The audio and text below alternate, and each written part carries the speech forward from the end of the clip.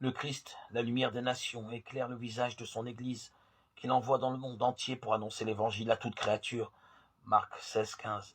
Ainsi, peuple de Dieu au milieu des nations, l'Église attentive aux nouveaux défis de l'histoire et aux efforts que les hommes accomplissent dans la recherche du sens de la vie, propose à tous la réponse qui vient de la vérité, de Jésus-Christ et de son Évangile.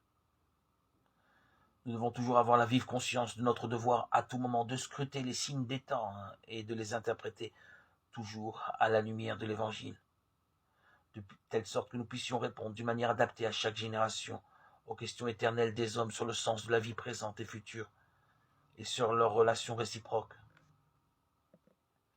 La question morale rejoint toujours en profondeur tout homme et implique tous les hommes, même ceux qui ne connaissent ni le Christ et son Évangile, ni même Dieu.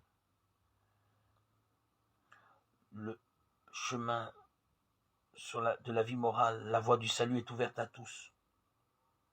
Ceux qui, sans qu'il y ait de leur faute, ignorent l'évangile du Christ et cherchent pourtant Dieu d'un cœur sincère et s'efforcent, sous l'influence de sa grâce, d'agir de façon à accomplir sa volonté, telle que leur conscience la leur révèle et leur dicte, ceux-là peuvent arriver au salut éternel.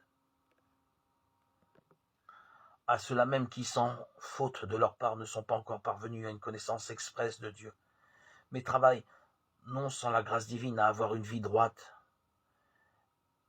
Il est évident que la divine providence ne peut refuser les secours nécessaires à leur salut.